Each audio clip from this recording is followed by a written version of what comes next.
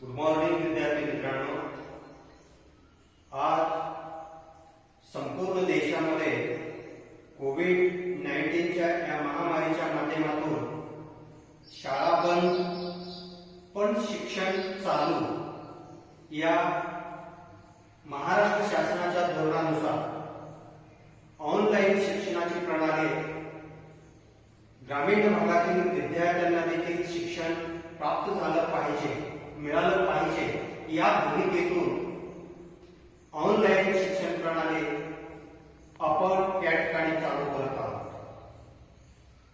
प्रथमतः माझा परिचय मी तुम्हाला या ठिकाणी देतोय.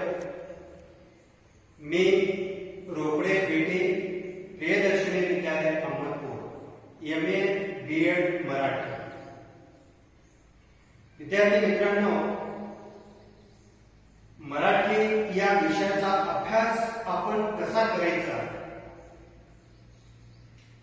आपल्याला मराठी या विषयामध्ये मिळणारे गुण जे आहेत ते गुण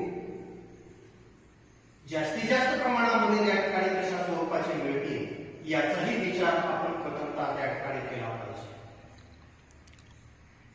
प्रथमतः तुमचं इयत्ता 10वीच्या वर्गामध्ये तुम्ही आलात त्याबद्दल तुमचं हार्दिक अभिनंदन. आता आपल्याला दोन गोष्टी या ठिकाणी लक्षात ठेवायच्या आहेत. एक गोष्ट म्हणजे आपल्या इयत्ता 10वीसाठी मराठीचा सिलेबस कशा स्वरूपाचा आहे. दुसरी महत्वाची गोष्ट म्हणजे आपण जर तशाच पद्धतीने फक्त अभ्यास करत जर गेलो तर एक मात्र गोष्ट या ठिकाणी लक्षात ठेवण्यासारखी आहे, ती म्हणजे आपल्याला कृती पत्रिकाच कळणार नाही. कारण कृती पत्रिकेमध्ये गुणांचं विभाजन आणि आपल्या सिलेबसचं नियोजन, वेळेचं नियोजन या दोन्हीची सांगड जर आपण व्यवस्थितरित्या जर त्या ठिकाणी जर घातली तर निश्चित आपल्याला गुणदान हे चांगल्या पद्धतीने त्या ठिकाणी करू शकते. विद्यार्थी मित्रांनो, इयत्ता 10वीसाठी आपल्याला 80 मार्काचा लेखी पेपर त्या ठिकाणी दिला जातो आणि 20 मार्काची तुम्हाला ओरलच्या माध्यमातून, तोंडी परीक्षेच्या माध्यमातून शालेय पातळीवर तुम्हाला त्या ठिकाणी गुणदान करायचं आहे. पण 80 मार्क आणि 3 तास याचं नियोजन आपण त्या ठिकाणी कशा स्वरूपाचं केलं पाहिजे याचा अभ्यास आपल्याला आज या कृती पत्रिकेच्या माध्यमातून त्या ठिकाणी करणार आहोत. आपल्याला कृती पत्रिकेमध्ये 5 विभाग विचारले जाणार आहेत. त्या 5 विभागामध्ये पहिला विभाग जो त्या ठिकाणी आहे गद्य विभागाचा आहे. दुसरा विभाग जो आहे तो पद्य विभागाचा आहे. तिसरा विभाग जो आहे स्थूल लेखनाचा विभाग आहे आणि चौथा विभाग हा त्या ठिकाणी भाषाभ्यासाचा आपल्याला दिलेला आहे जो की व्याकरणिक विभाग आहे. आणि 5वा विभाग जो या मराठीच्या पेपर मधला सर्वात महत्वाचा म्हणजे तो लेखन विभाग. विद्यार्थी मित्रांनो, या 5 विभागाचं गुणांचं विभाजन नेमकं कसं केलेलं आहे आणि त्याला आपण किती वेळ दिला पाहिजे, त्याच्यावरचे प्रश्न कशा स्वरूपाचे त्या ठिकाणी विचारले जाणार आहे याबाबत ही थोडक्यात मी तुम्हाला माहिती त्या ठिकाणी सांगणार आहे. त्याच्यामध्ये विभाग पहिला आपण या ठिकाणी पाहूया, तो म्हणजे गद्य विभाग. विद्यार्थी मित्रांनो, गद्य विभागामध्ये हा पहिला प्रश्न जो त्या ठिकाणी दिलेला आहे याच्यामध्ये देखील 3 विभाग तुम्हाला त्या ठिकाणी आहे. प्रश्न पहिला अ, आ आणि ई. अ आणि आ हे तुम्हाला तुमच्या पाठ्यपुस्तकामध्ये असलेल्या गद्य घटकावर आधारित 2 उतारे तुम्हाला विचारले जाणार आहेत आणि हा ईचा जो उतारा आहे हा अपठित उतारा तुम्हाला मिळणार आहे की जो तुमच्या अभ्यासक्रमाच्या बाहेरचा उतारा तुम्हाला त्या ठिकाणी विचारला जाणार आहे. आता याच्यामध्ये ठिकाणी विचारली जाणार आहे. त्याच्यामध्ये 1, 2 आणि 3 असे 3 प्रकारचे प्रश्न या ठिकाणी दिले आणि 3 प्रकारच्या त्या प्रश्नामध्ये एक जो आहे तो पहिला 2 मार्काचा आहे, दुसरा जे आहे तो 2 मार्काचा आहे आणि तिसरा जो आहे तो 3 मार्काचा तुम्हाला विचारला गेलेला आहे. असे एकूण 7 मार्काचं या ठिकाणी काय केलेलं आहे, गुणाची विभागणी केलेली आहे. तर प्रश्न आपल्याला पडू शकतो की 2, 2 आणि 3 हे प्रश्न कशा स्वरूपाचे? खूप सोपे.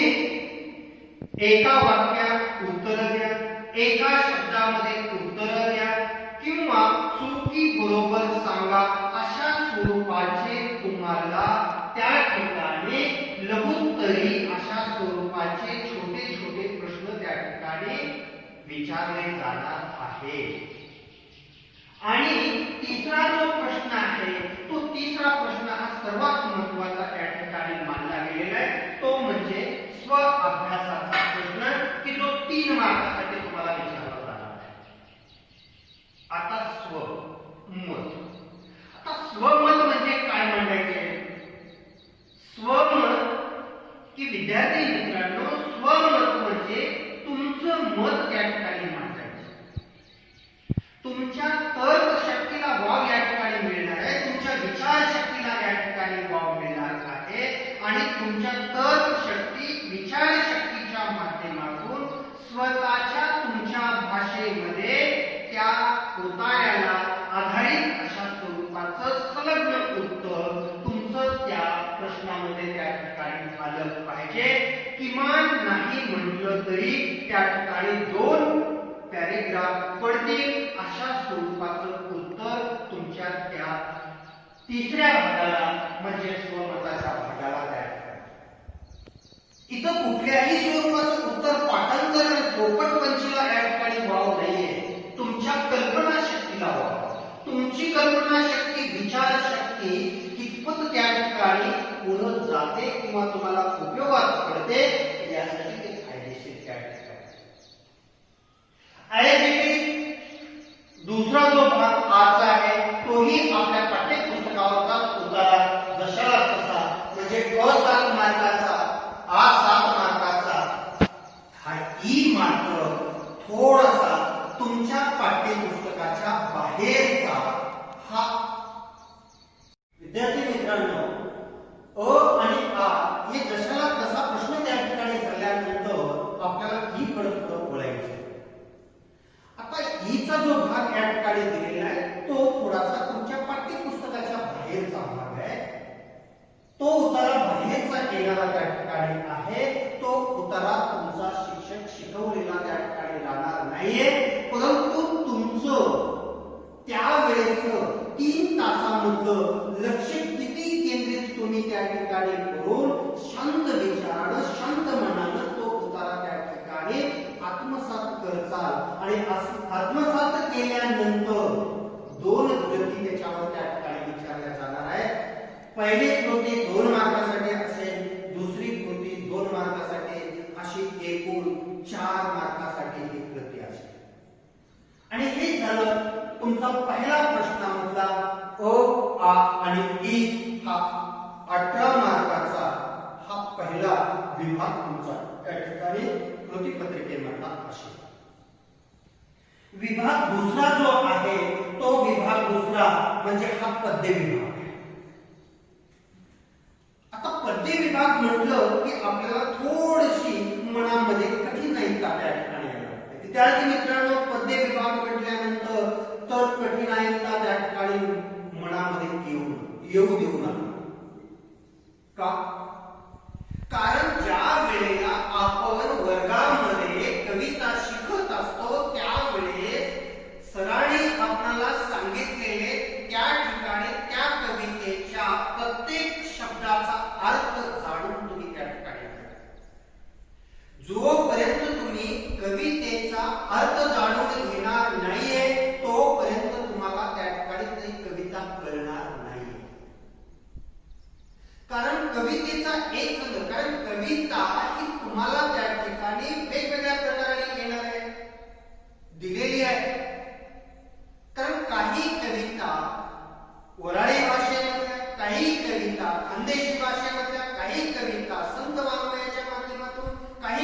कविता, त्या ठिकाणी निसर्ग वर्णनाच्या माध्यमातून अशा अनेक प्रकारची कविता तुम्हाला त्या ठिकाणी दिली. आणि मग अशा कवितेचे समरस उत्तर आपल्याला त्या ठिकाणी देणं गरजेचं आहे. म्हणून तुम्ही वर्गामध्ये ती कविता शिकत असताना तुमच्याच पाठ्यपुस्तकामध्ये प्रत्येक शब्दाचा अर्थ मात्र तुम्ही त्या ठिकाणी जाणून घ्या. आणि ज्या वेळेला तुम्हाला त्या ठिकाणी पुन्हा मन लावून शांत डोक्यानं ज्यावेळेस तुम्ही ती कविता वाचाल त्यावेळेला निश्चित त्या कवितेच्या शब्दांच्या अर्थांचा तुम्हाला त्या ठिकाणी फायदा होणार आहे. याच्यामध्ये 3 विभाग तुम्हाला या ठिकाणी दिलेले, एक अ, दुसरा आ आणि तिसरा ई. विद्यार्थी मित्रांनो, याच्यामध्ये क चा भाग जो आहे ते तुम्हाला पाठ्यपुस्तकामधली एक कविता तुम्हाला विचारली जाणार आहे. पाठ्यपुस्तकामधली कविता विचारल्यानंतर त्या पाठ्यपुस्तकामधल्या कवितेवरच छोटे छोटे शब्दांचे अर्थ असतील, समानार्थी त्या कवितेमधले शब्द असतील, गाळलेल्या जागा त्या ठिकाणच्या असतील, एका वाक्याचे उत्तर त्या ठिकाणी असतील. हे तुम्हाला त्या ठिकाणी 1, 2 आणि 3 तिसऱ्या क्रमांकाच्या प्रश्नापर्यंत तुम्हाला 2-2 मार्काच्या फॅक्टरने विचारल्या जाणार आहे. परंतु याच्यामध्ये एक गोष्ट लक्षात ठेवा, हा चौथा भाग जो विचारला जाणार आहे, चौथा भाग हा तुम्हाला सर्वात महत्त्वाचा भाग म्हणून त्या ठिकाणी विचारला जाणारा त्या ठिकाणी आहे. कारण हा चौथा भाग जशा स्वरूपाचा आपण पहिल्या भागामध्ये स्वमताचा विचार केला होता, तसं कवितेमध्ये हाच प्रश्न 3 वेगवेगळ्या मार्गाने त्या ठिकाणी विचारला जाणार आहे. ते 3 मार्ग कोणकोणते?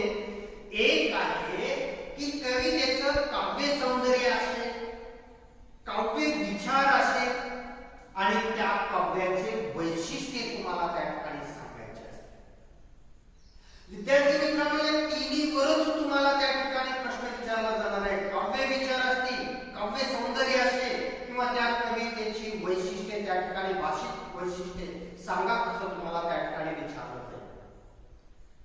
आणि यामध्ये नेमकं काय लिहायचं?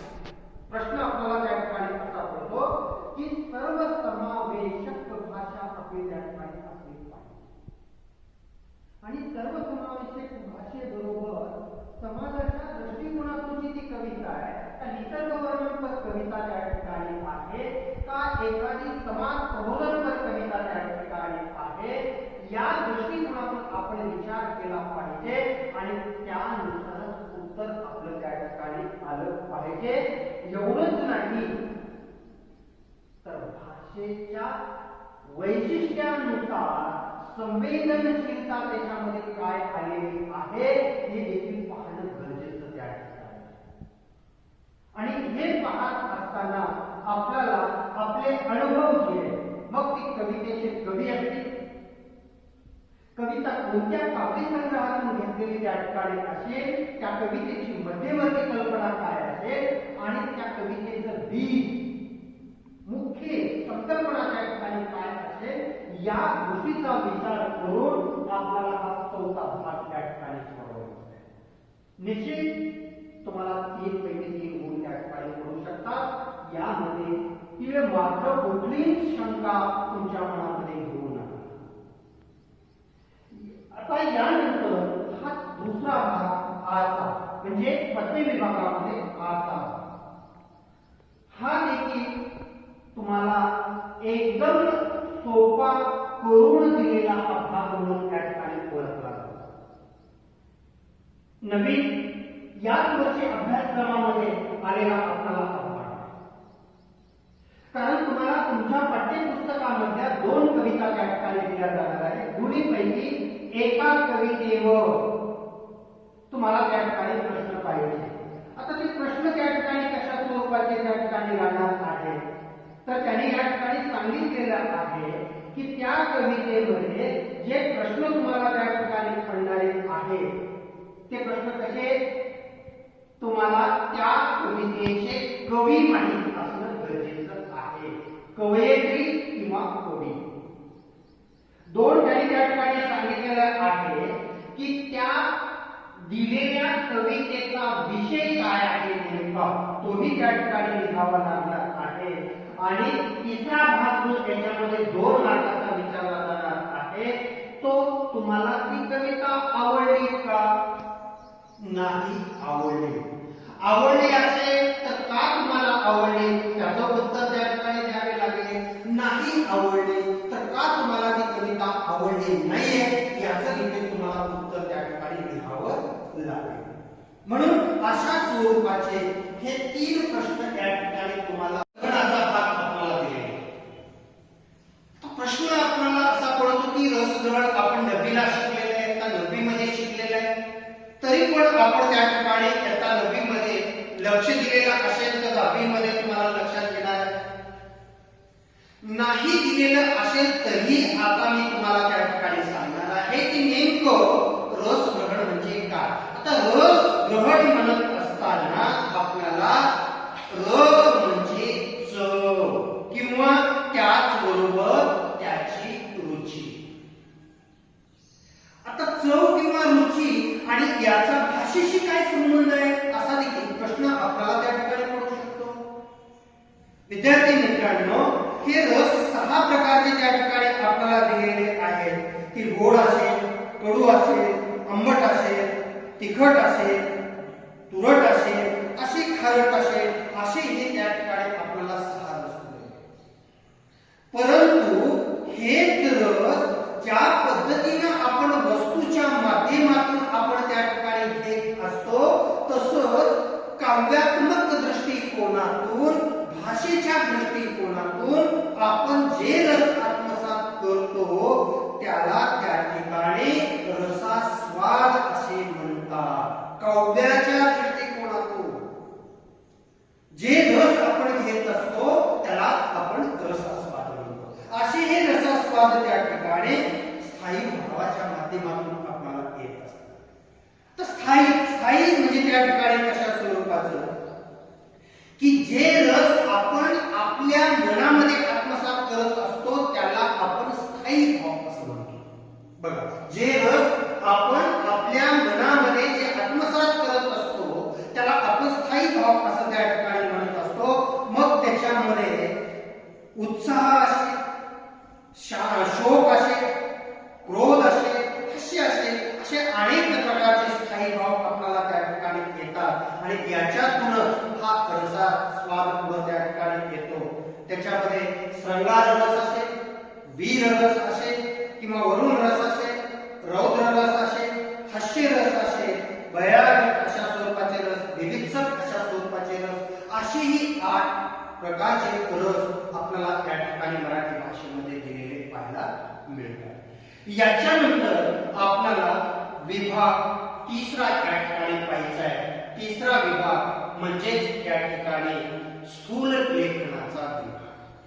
तर विद्यार्थी मित्रांनो विभाग 2 झाल्यानंतर आपल्याला कृतीपत्रिकेमधला विभाग 3रा जो त्या ठिकाणी दिला गेलेला आहे तो विभाग 3 म्हणजे स्थूल लेखनाचा विभाग आहे. स्थूल लेखनामध्ये आपल्याला पाठ्यपुस्तकामध्ये 4 ते 5 कथा त्या ठिकाणी विचारल्या जातात आणि त्या 4 ते 5 कथेवर 3 ते 4 कृती तुम्हाला त्या ठिकाणी विचारल्या जाणार आहेत आणि त्यापैकी तुम्हाला 2 कृती त्या ठिकाणी सोडवायच्या. 1 कृती 3 मार्कासाठी असं 6 मार्कासाठी तुम्हाला त्या ठिकाणी तो प्रश्न सोडवायचा आहे. याच्यामध्ये एक गोष्ट लक्षात घ्या बेटा, या कथेमध्ये संवेदनशीलता सर्वात महत्वाची आहे. तुमचं भाषिक कौशल्य त्याच्यामध्ये त्या ठिकाणी महत्वाचं मानलं जातं. कारण काही कथा अशा आलेल्या आहेत त्याच्यामध्ये की लेफ्टनंट कर्नल महाडिकांची कथा तुम्हाला त्या ठिकाणी माहिती आहे.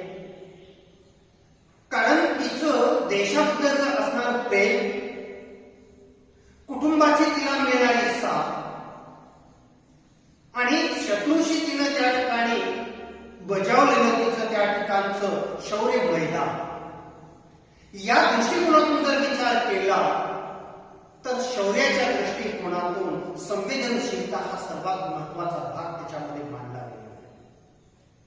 म्हणजे एका बाजूला संवेदनशीलता आहे त्याची देशभक्ती त्या ठिकाणी आहे, तर दुसऱ्या बाजूला त्या ठिकाणी आपल्याला चोरीचा प्रसंग देखील एका ठिकाणी दिला आहे. एक मुलगा चोरी करतो आणि त्या ठिकाणी आपल्या आईचं ऑपरेशन त्या ठिकाणी करतो, आई बरी होते. आता एका दृष्टीने समाजाच्या हिताच्या दृष्टिकोनातून चोरी करणं ही वाईट आहे, परंतु ती चोरी कशासाठी केलेली आहे ही जी संवेदनशीलता आहे हे देखील पाहणं त्या ठिकाणी गरजेचं आहे. म्हणून असे हे काही तुमच्या विचारशक्तीला वाव देणारे असे जे स्थूल लेखनाचे भाग तुम्हाला विचारले जाणार आहेत, त्या घटकाला अनुसरून तुम्हाला उत्तर त्या ठिकाणी 2 प्रश्नाच्या स्वरूपामध्ये तुम्हाला त्या ठिकाणी 6 मार्काच्या द्यायचे आहेत. बेटा इथं संपला तुमचा 50% प्रतिपत्रिकेचा आराखडा, म्हणजे तुम्हाला 40 मार्क त्या ठिकाणी गुण विभागणीसह दिलेले आहे. पहिला अ 18 गुण, दुसरा त्या ठिकाणी विभाग 16 गुण आणि तिसरा त्या ठिकाणी दिलेला जो आपल्याला आहे तो 6 गुणाचा, म्हणजे एकूण 40 गुणाची तुम्हाला इथं या ठिकाणी लेखी पेपर प्रश्नपत्रिका त्या ठिकाणी दिलेली असते. आता ज्या पेपरचा सर्वात महत्वाचा गाभा ज्याला आपण त्या ठिकाणी म्हणतोय तो भाग म्हणजेच त्या ठिकाणी कोणता आहे, तर तो म्हणजे विभाग 4 भाषा विभाग. आता भाषा विभाग म्हणजे काय? व्याकरण. आता या भाषाभ्यासामध्ये देखील आपल्याला 2 विभाग त्या ठिकाणी पाहिलेले आहे, अ आणि आ. आपल्याला अ मध्ये 8 मार्काचा त्या ठिकाणी भाग दिलेला आहे आणि आ मध्ये तुम्हाला 8 असा भाषाभ्यासाचा 16 मार्काचा प्रश्न आहे.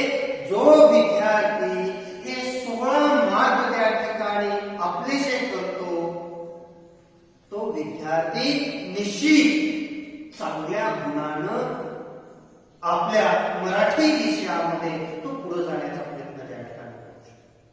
आता याच्यामध्ये सांगत असताना पहिले 8 मध्ये काय आहे? समास आहे, शब्दशक्ती आहे आणि वाक्प्रचार. बेटा आपल्याला समासामध्ये 3च भाग या ठिकाणी दिलेले. 3 समासाची तयारी आपण जर घरी बसून त्या ठिकाणी त्याच्यामध्ये कर्मधारय समास असेल, द्विगु समास असेल आणि द्वंद्व समास असेल. 3ही समास आपण जर घर बसल्या त्या ठिकाणी त्याचा अभ्यास करून जर त्या तयारी जर केली तर 2 मार्क त्या ठिकाणी वाया जाणार. दुसरं शब्दशक्ती. शब्दशक्तीच्या माध्यमातून शब्द आपला कसा तयार होतो आणि शब्द तयार झाल्यानंतर मूळ शब्दाला जो प्रत्यय लागणार आहे मग तो सुरुवातीला लागणार आहे तर त्या मूळ शब्दाच्या नंतर लागणार आहे, ही संकल्पना प्रत्यय घटित शब्द, उपसर्ग घटित शब्द आणि अभ्यस्त अशा तिन्हीच्या माध्यमातून 2 गुणाचं तुम्हाला दिलेलं आहे. आणि तिसरा जे आहे वाक्प्रचार, हा 4 मार्काचा. बेटा हे 3ही घटक जे आहे हे आपण पाठ्यपुस्तकाचा अभ्यास करत असताना हे 3ही घटक त्या ठिकाणी बारकाव्याने आपल्याला त्या ठिकाणी अभ्यास करावा लागणार आहे, ते गुण तुम्हाला मिळणार आहे. पण हा आजचा जो विभाग या ठिकाणी दिला गेलेला आहे याच्यामध्ये शब्द संपत्ती, समानार्थी शब्द, विरुद्धार्थी शब्द, अर्थपूर्ण शब्द किंवा विरामचिन्ह, परिभाषित ह्या सगळ्या गोष्टीचा विचार करता हे तुम्हाला काही वर्गात स्वतंत्ररित्या त्या ठिकाणी शिकवला जाणारा भाग नसतो. हे तुम्हाला तुमच्या पद्धतीनं वैयक्तिक पातळीवरचा त्या ठिकाणी अभ्यास करून नवोदयच्या माध्यमातून किंवा स्कॉलरशिप अटवीच्या माध्यमातून जे समानार्थी शब्द, विरुद्धार्थी शब्द, तुमच्या पाठ्यपुस्तकामध्ये समानार्थी शब्द, तुमच्या पाठ्यपुस्तकामध्ये विरुद्धार्थी शब्द, तुमच्या पाठ्यपुस्तकामध्ये परिभाषित शब्द याचा विचार करून तुम्हाला त्या ठिकाणी हे प्रश्न सोडवायचा त्या ठिकाणी असतो. हे 1 मार्काचे त्या ठिकाणी दिलेले भाग तुम्हाला हे 8 मार्काचे भाग तुम्हाला त्या ठिकाणी दिलेले असतात. हे 8 मार्काचे भाग आणि पहिला 8 मार्काचा असा भाषा अभ्यासाचा भाग तुम्हाला त्या ठिकाणी 16 मार्काचा दिलेला असतो.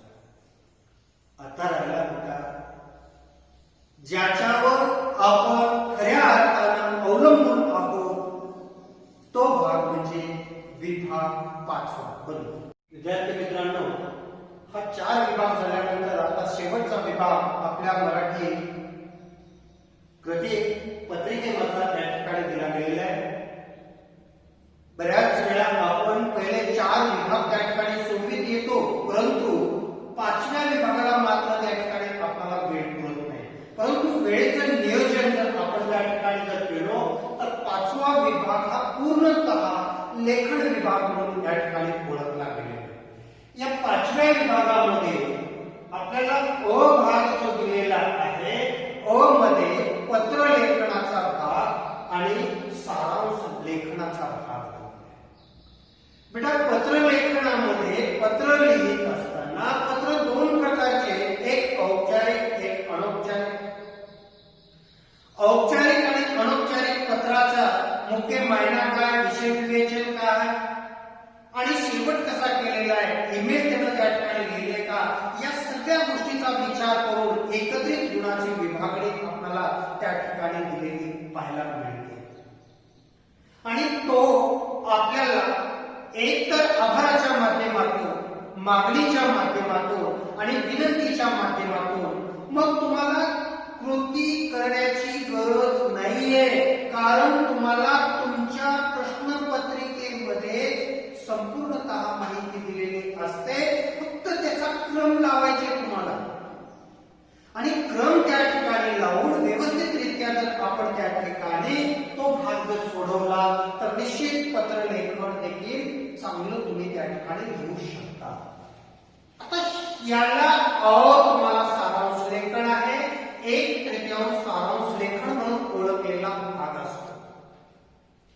बरेच विद्यार्थी तिथं शब्दाची मर्यादा लक्षात घेतात, शब्द मोजतात, त्याचे 1/3 शब्द करतात. ही चुकीच आहे. यासाठी तुम्हाला उतारा, प्रश्न पहिल्या मधला ई मधला उतारा तुम्हाला त्या ठिकाणी याच्यासाठी उपयोगात आणायचा आहे, आणि तो उतारा सूक्ष्मपणानं मन लावून त्या ठिकाणी वाचन करायचं आहे. आणि त्याचं मुख्य बीज, मुख्य संकल्पना किंवा मुख्य विचार त्या तुमच्या उतार्यामध्ये काय दिलेलं आहे ते मोजक्या शब्दामध्ये आणि तुमच्या भाषेमध्ये त्या ठिकाणी लिहायचं आहे. म्हणजे तुमच्या विचाराला वाव त्या ठिकाणी दिलेला आहे. म्हणून इथं देखील एक तर पत्र लेखन करा, नाहीतर एक तर सारांश लेखन करा. दोन्हीपैकी कोणताही एक जर भाग दिला तर 6 मार्कासाठी तुम्हाला त्या ठिकाणी दिला जातो. 3 विभाग दिलेले आहेत आपल्याला. त्याच्यामध्ये एक बातमी आहे, दुसरी कथा आहे, तिसरी आहे जाहिरात. बेटा, बातमी त्या ठिकाणी लिहित असताना काही गोष्टी लक्षात आपल्याला ठेवल्या पाहिजेत. आपण त्या वेळेला पाहणार आहोत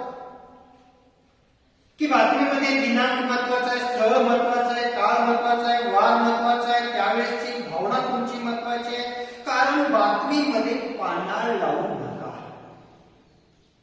तिसरी महत्वाची मोजकी आपल्याला हीच बातमी जर त्या ठिकाणी पाना लावली जर गेलो तर खूप त्या ठिकाणी लिहिता येईल, परंतु मोजक्या शब्दामध्ये, कमीत कमी शब्दामध्ये लोकांना त्या ठिकाणी वाचता येईल अशी बातमी त्या ठिकाणी असली पाहिजे. 2 नंबरला कथेच्या स्वरूपामध्ये जर आपण जर पाहिलो, कथा देखील वेगवेगळ्या प्रकाराने तुम्हाला विचारली जाते. कथेचा केव्हा सुरुवात त्या ठिकाणी दिली जाते, शेवट करा म्हटलं जातं. कुण्या प्रश्नामध्ये शेवट दिलेला असतो, त्याची सुरुवात करा म्हटलं जातं. काही वेळेला त्या ठिकाणी शब्द 4-5 शब्द त्या ठिकाणी दिले जातात, त्याच्यावरून कथा तयार करा म्हटलं जातं. काही वेळेला तुम्हाला कहाणी लिहिल्यासारखे त्या ठिकाणी वाक्य तुटक त्या ठिकाणी दिले जातात, त्याच्यावरून त्या ठिकाणी कथा लिहा म्हटलं जातं. काही वेळेला चित्र देखील दिलं जातं आणि त्या चित्रावरून तुम्हाला त्या ठिकाणी ती कथा लिहायची असते. विद्यार्थी मित्रांनो, कथा लिहित असताना दिलेल्या शब्दांचा, दिलेल्या विचारांचा क्रम लक्षात ठेवून डोक्यामध्ये शांतपणाने विचार करून त्या घटनेचा क्रम लावता आला पाहिजे. आणि घटनेचा क्रम ज्यावेळेस तुम्ही त्या ठिकाणी लावचाल, निश्चित तुम्हाला ती कथा त्या ठिकाणी उत्कृष्टरित्या ती तुम्हाला त्या ठिकाणी लिहिता येणार आहे. कथेला शीर्षक असलंच पाहिजे. कथा ही शक्य पूर्णतः शक्यतो ही भूतकाळामध्येच लिहिली पाहिजे. आणि भूतकाळामध्ये त्या ठिकाणी ही कथा लिहित असताना प्रथमांती त्या ठिकाणी आपण ती कथा भूतकाळामध्येच लिहून आपल्याला त्या ठिकाणी पूर्ण करावी लागते. आता बऱ्याच वेळा त्या ठिकाणी वैशिष्ट्य लिहायचं का असा प्रश्न त्या ठिकाणी, वैशिष्ट्य लिहा उत्तम आहे, नाही लिहा तरी त्या ठिकाणी तुम्हाला गुणधर्म थोड्याफार प्रमाणामध्ये परीक्षकाच्या माध्यमातून फरक पडेल, परंतु शीर्षक मात्र आवश्यक आहेच. तिसरी भाग आहे जाहिरात. जाहिरातीला शब्द मर्यादा फार महत्वाची.